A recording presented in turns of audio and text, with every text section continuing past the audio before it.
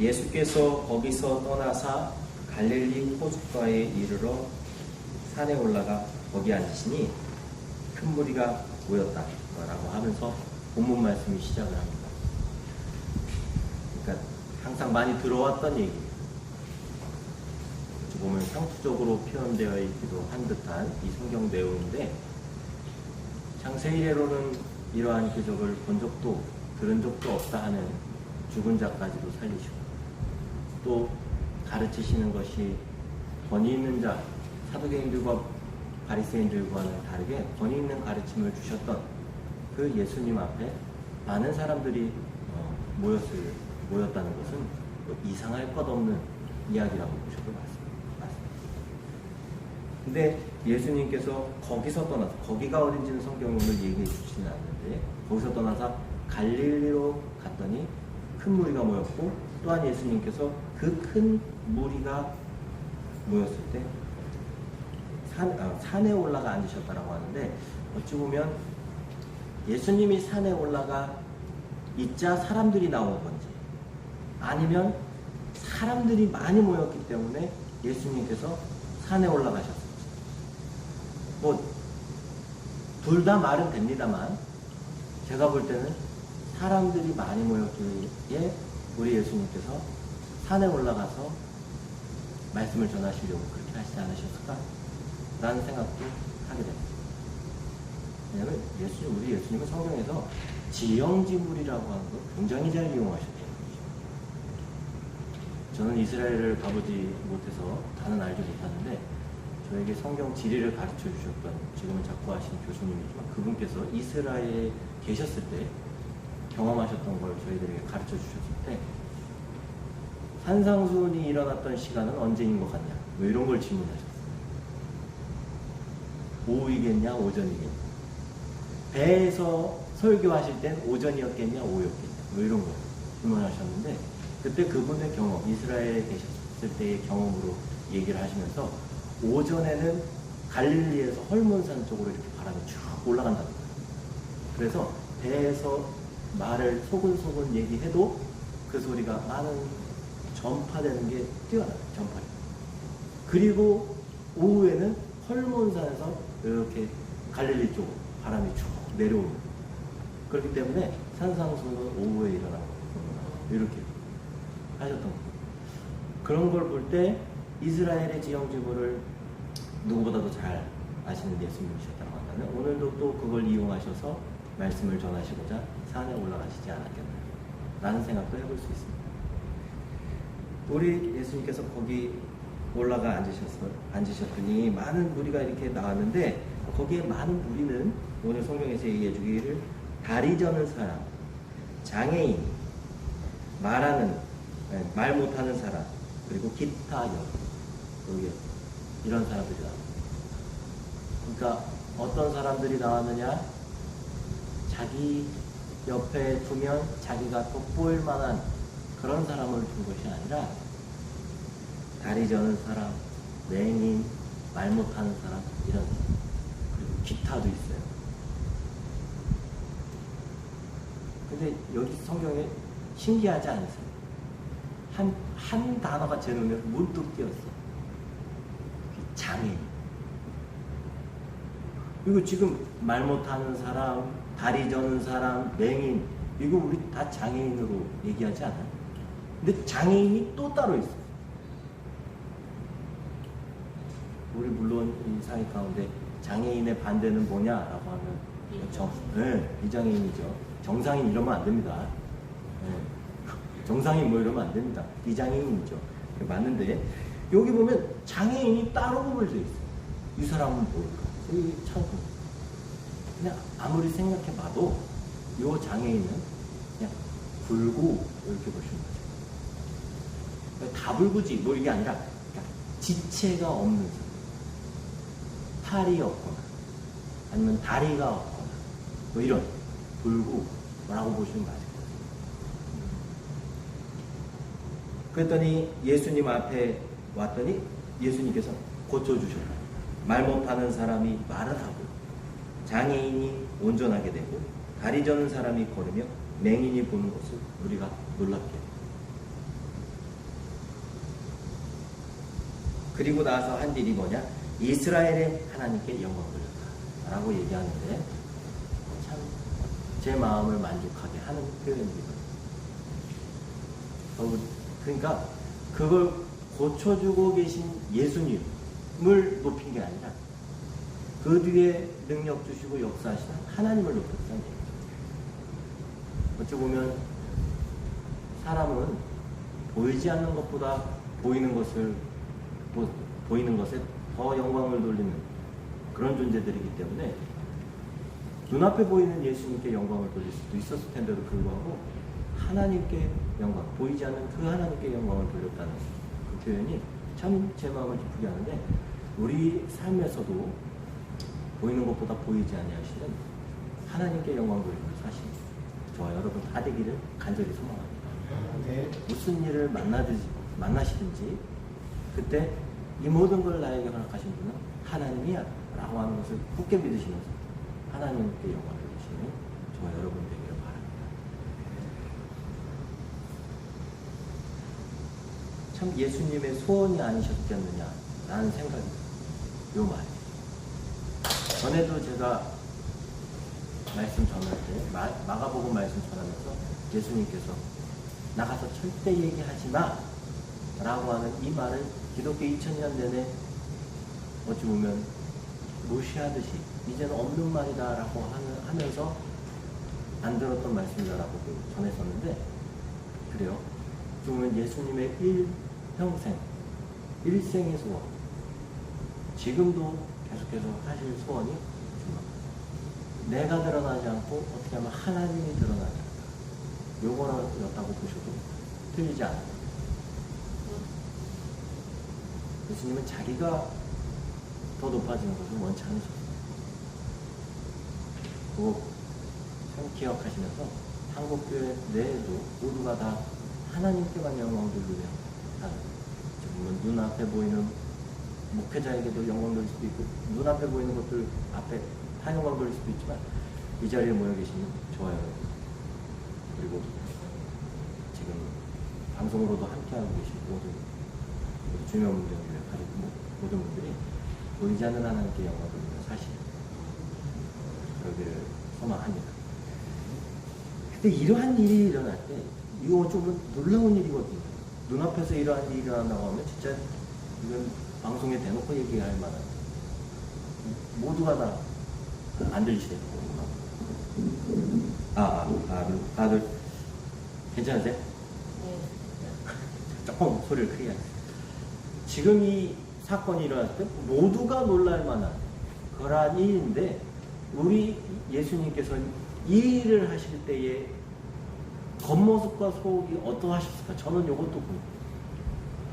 어떤 은사자분들은 그 아픈 사람을 위해서 놓고 기도를 하면 그 아픔이 고스란히 자기에게도 온다라고 하는 그런 일도 그런 얘기도 들으셨을 텐데, 우리 예수님은 그냥 아무 변화 없이 그냥 여기 나가라, 여기 떠나가라, 뭐 이러고만 계셨을지.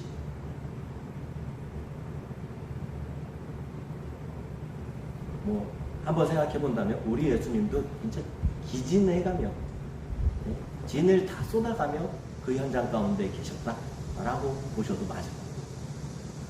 그렇게 모든 사람들을 고쳐주시고 예수께서 제자들을 불러 무리를 불쌍히 여기노라 이렇게 얘기하셨는데, 요건 어찌 보면 다른 장면, 이제는 산에서 떠나 광야라고 하는 곳으로 가셨을 때의 일이 나타났다라고 보시면 맞습니다.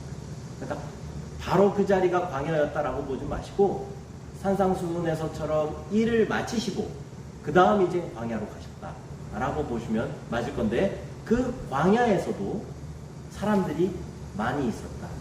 예수님과 함께하던 사람들이 많이 있었고 이제 사흘이나 지난 상황이었다. 그러니까 무슨 얘기냐면, 예수를 따라가다 보면 어디도 가게 되냐? 광야도 가게 된다는 얘기. 예수 따라가면 어찌 보면 무조건 풍요로운 곳, 사막에서도 오히려 오아시스를 발견하게 되고 오히려 종려주 나무가 다 심겨져 있는 것 같이 평안한 쉴만한 물과 푸른 초장으로 가야 될 것만 같은데 그게 아니라 예수를 따라가다 보니 어디 갔냐? 광야로 가냐. 광야 어떤 곳인지 아시죠? 그 뒤에 제자들이 분명하게 얘기를 해주는데 뭐라고 얘기해 주냐면 광야에 있어. 그러니까 예수님께서 사흘이 되니까 이 사람들이 기진해서 뭔가는 먹여야 되겠다 이 결정을 하신 거죠. 예수님께서 이 사람들이 집에 갈 때 기진할 것 같다. 그러니까 그것도 염려하신 거고 염려하시면서 이 먹여야 될 것 같은데 라고 하면서 제자들한테 얘기를 하신 거죠. 먹여야 될 것 같다. 그랬더니 제자들이 뭐라고 얘기했냐? 여기가 광야인데요. 먹을 것을 구할 수 없습니다. 요 얘기를 하고. 그러니까 제자들이 광야에 대한 해석을 분명하게 얘기해요. 현실을 분명하게 본 겁니다. 광야는 어떤 자리냐? 라고 했더니 먹을 것 구할 수 없는 자리. 광야는 도움의 손길이라고 하는 것을 찾아볼 수 없는 자리, 그 자리가 바로 광야입니다. 그러니까 우리 예수님 따라 살다 보면 어디도 가느냐? 도움 구할 수 없는 자리, 그리고 어떠한 것도 먹을 것 없는 자리까지도 갈 수 있다. 달리 얘기하면 고난의 자리, 그 자리까지도 예수 따라가다 보면 갈 수 있다라고 얘기해요.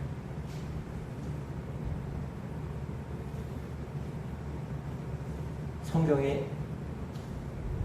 예수 믿기 때문에 평안한 이야기 많습니다. 근데 예수 믿기 때문에 혹은 하나님을 따르기 때문에 고난받는 일 또한도 많이 나타납니다. 그때 우리가 잊지 말아야 할 것은 분명한 것은 하나님이 우리를 인도하고 계시다라고 합니다.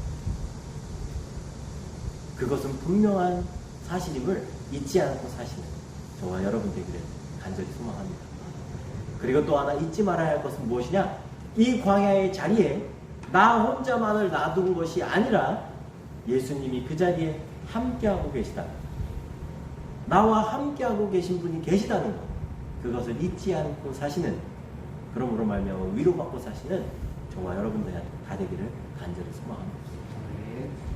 그 광야의 자리, 예수님께서 제자들에게 먹을 것을 줘야 되겠어 했더니 제자들이 여기 광야여서 먹을 것을 얻을 수 없습니다. 이렇게 얘기하자 예수님께서 그때 한 말이 뭐냐면 너희들에게, 그러면 너희들에게 있는 것이 무엇이냐? 라고 물으십니다. 그러자 제자들이 뭐라고 얘기했냐?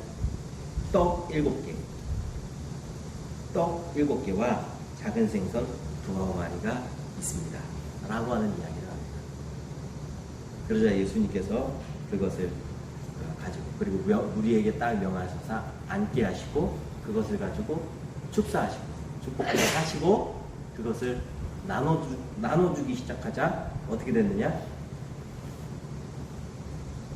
여자와 어린이 외에 4,000명. 그러니까 달리 얘기하면 남자만 4,000명. 그 많은 사람들이 먹고 얼마 남았다고요? 7광줄이나 남았어요. 여자와 어린이는 안 쓴 이유는 제가 전에도 한번 말씀드렸습니다. 여자와 어린아이가 너무 많았어요. 그러니까 남자 세는 게 더 빨랐기 때문에 라고 말씀드렸었습니다. 근데 7병이요. 우리가 쉽게 얘기하면 7병이요. 떡 7개와 물고기 2마리 가지고 여자와 어린아이 제외하고 4,000명이나 되는 그 숫자 생각하시면 어느 정도인지 대략 생각이 되시죠? 그 많은 숫자가 다 먹고 뭐 했다고요? 남았대요? 7마리. 놀라지는 않으시네요. 너무 많이 앓으셔갖고 이 집 전에는 5병이어가지고 5,000명이었는데 지금은 4,000명이네. 5,000명보단 작네. 뭐 이렇게 여기시는 건지 놀라지는 않으시는데 저도 여기 놀랍지도 않아요. 놀랍지 않아요. 근데 제가 여기서 한 가지 놀라운 게 있어요. 뭐냐?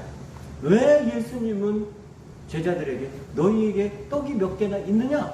라고 물으셨을까? 전 이게 궁금해요. 7병이요 있다는 걸 왜 굳이 확인하셨어요? 떡 7개가 있고 물고기 2마리가 있습니다 라고 하는 거 여기에 생략됐지만 가져와라 이걸 왜 가져와라 하셨을까요? 전 여기가 놀랍지 않으세요?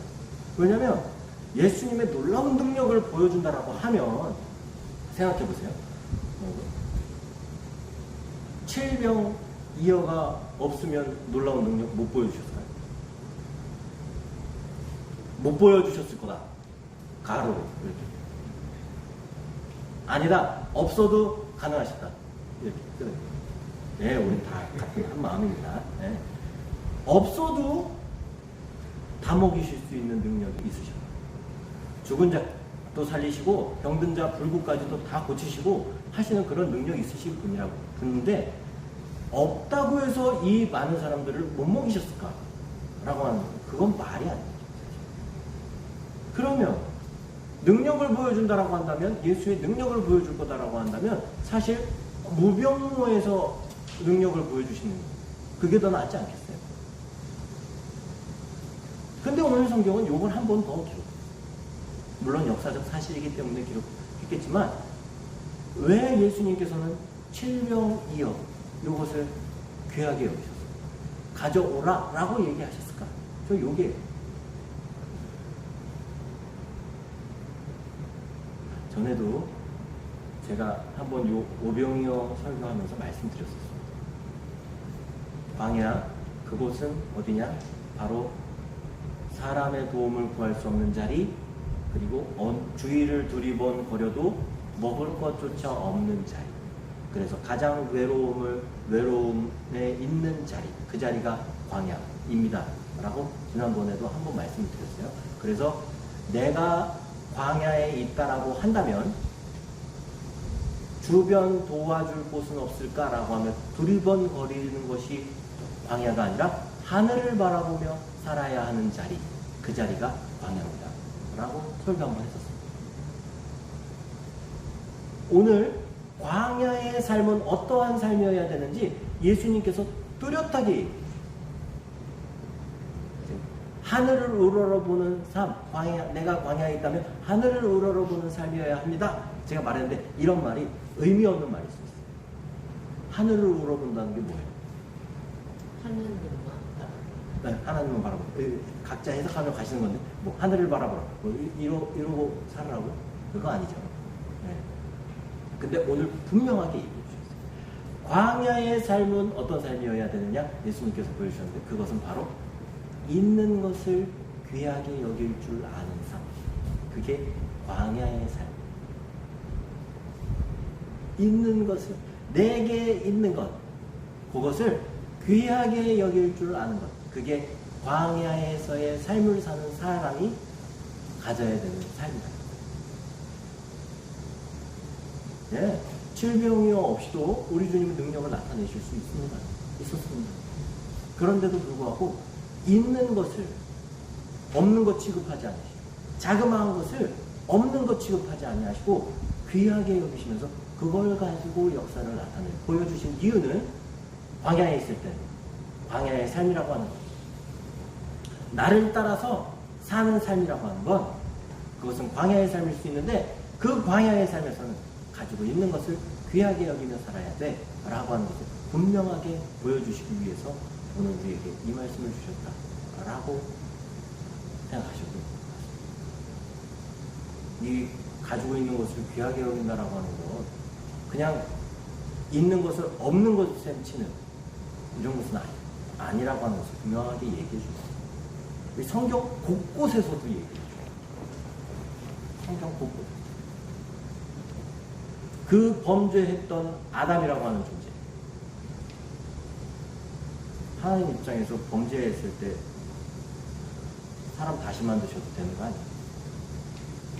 그렇지 않아?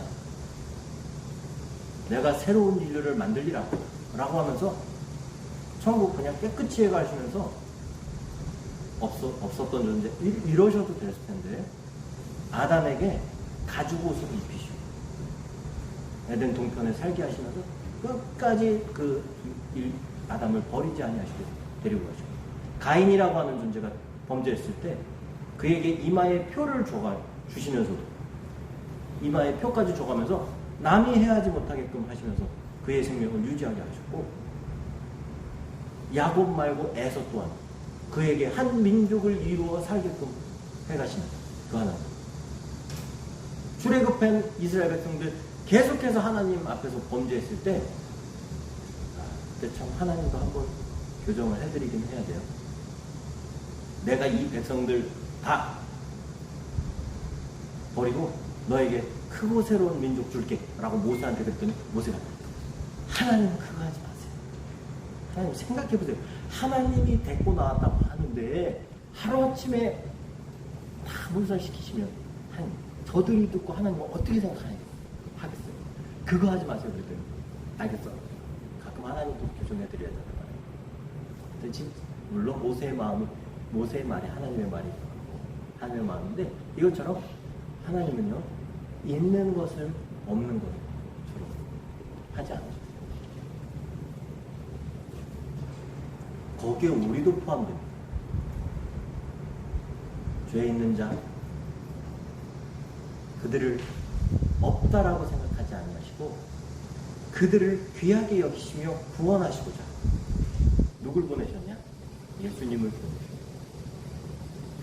예수를 죽이고 우리를 살려주시고,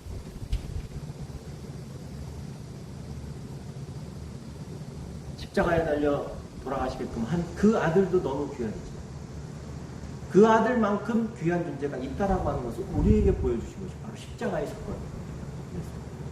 너희는 내 아들 예수만큼 어쩌면 죽이시는 것까지 본다면 그 예수보다 너희가 더 귀해 라고 보여주신 것이 바로 십자가의 사건.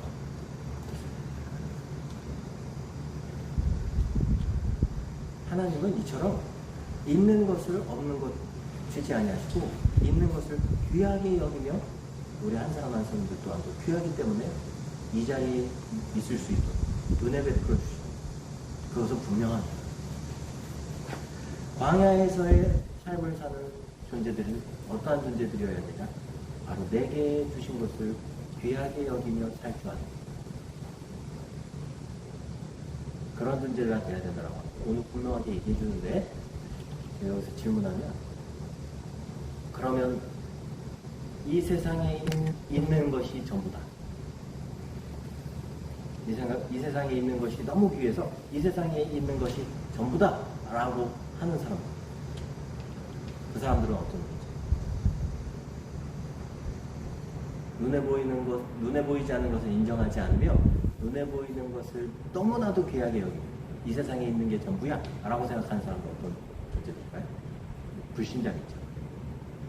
근데 이 세상의 것은 아무것도 아니고 저 위에 하늘로부터만 오는 것이 전부야 라고 하는 사람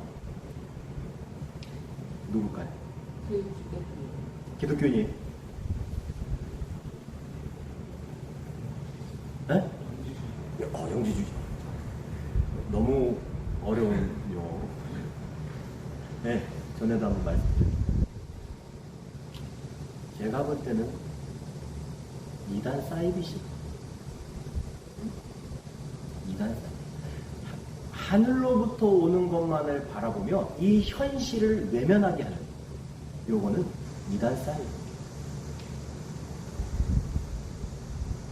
물론 우리에게도 하늘로부터 오는 것은 분명하게 있습니다. 근데 우리는 어떤 존재냐?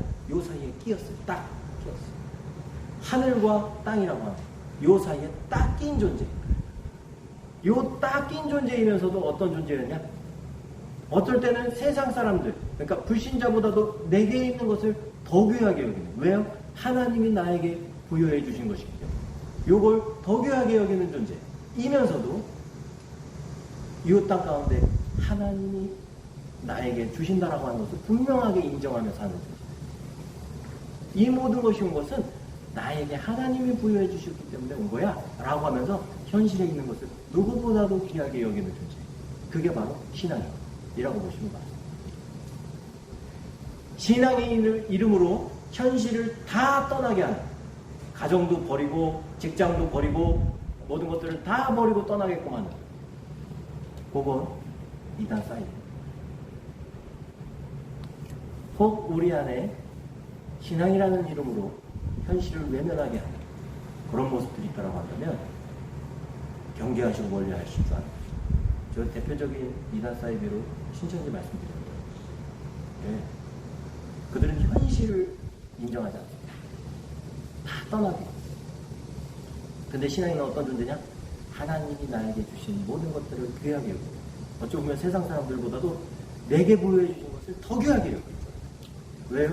하나님이 주셨고. 그것을 인정하며 사는 존재, 그것이 바로 신앙인이요. 또한 예수를 따라가며 광야에서 사는 삶이 어떤 것인지 오늘 예수님께서 우리에게 분명하게 얘기해 주셨습니다. 예수를 믿기에 내게 부여해 주신 것은 다, 내게 가지고 있는 이 모든 것은 하나님이 주신 거야 라고 인정할 줄도 알고, 더 나아가서 그럼 이것을 어떻게 하면 귀하게 여기며 더 하나님을 기쁘시게 해드릴 수 있을까? 라고 하면서 활용하며 사시는 저와 여러분 모두 되기를 간절히 소망합니다.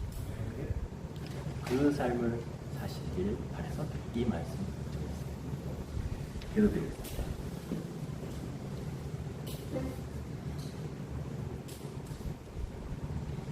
마른 막대만도 못하고 받은 은혜 생각하면 이 모습과는 달랐어야 할 것 같은 저희들이지만, 오늘 이 모습 가지고 있는 저희들을 폐기해 버려도 될 것 같은 우리들을 은혜 가운데 붙잡아 주셔서 감사드립니다.